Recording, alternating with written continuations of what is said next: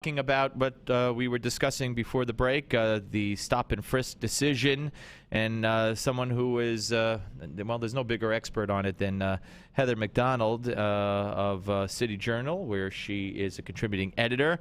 Heather, welcome, and I take you back to your piece in the Wall Street Journal back, I think, June 11th, where you talked about how if this decision went the wrong way, not only New Yorkers should be concerned, but people all across the country. And now we have today's decision by the judge. What do you make of it, and what are going to be the ramifications in your view?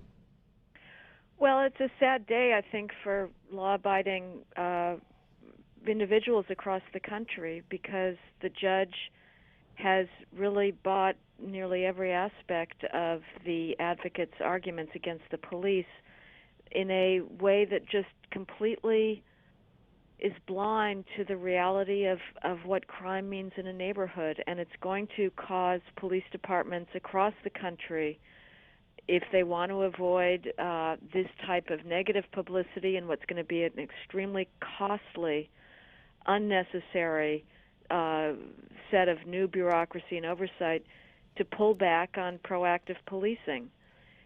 The judge basically says, if you have crime suspect data in an area and your stops match the race of the people suspected of doing those crimes, that constitutes racial profiling. So she's writing from a perspective of someone who does not know what it means to live in a high crime neighborhood. Absolutely. I'm sorry.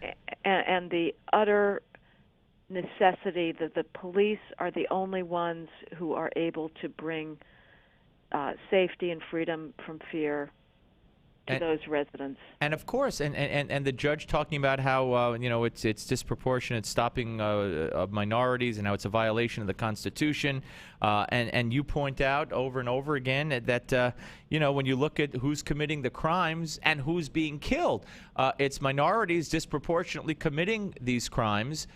It's minorities disproportionately being killed and now being saved, since the statistics have gone so far down since 1990. Minority lives being saved. What's going to happen here is, if it comes to fruition this way, before it's appealed at least, you're going to have fewer people stopped, fewer minorities stopped, and probably more minorities dead. Right, absolutely. There's definitely a trade-off here, because without question, there are innocent people who are stopped lawfully because they appear to the officer to be engaged in suspicious behavior in a high crime area. Without question, some portion of the people who are stopped, who are not arrested, are completely innocent. So you have to balance the disruption to those people, which is real and can be humiliating, against the broader reality of high crime and all that means to a neighborhood. And, I don't think the judge has sufficiently weighed what that means and what it means to live under the thrall of crime. So, for example, Steve, she says, if you have reports that a neighborhood is being victimized by young black males between the ages of 14 and 20, she does not think that when the officers are on the lookout for people who appear to be casing a victim at the locations where robberies have occurred, race cannot be part of that what the officer is looking for. That is absurd. Lunacy. At total, utter lunacy. Absolutely. Absolutely. Now, you think that this is going to encourage, pending appeals and all, encourage activists, quote unquote, in other cities to crack down on police departments? Absolutely, Steve. This is an extraordinarily important invitation to the advocates across the country. The ACLU in every local city is poring over this decision.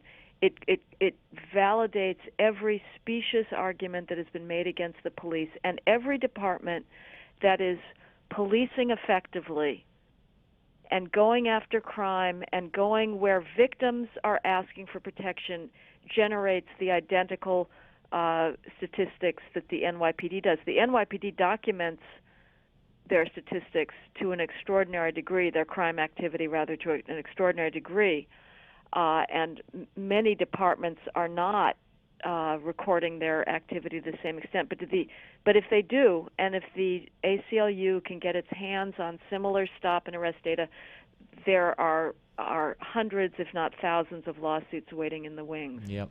All right, Heather. We'll keep you. We'll keep the people up to date. We'll talk to you again as this progresses through appeals. Hopefully. Thank you very much. Thank you.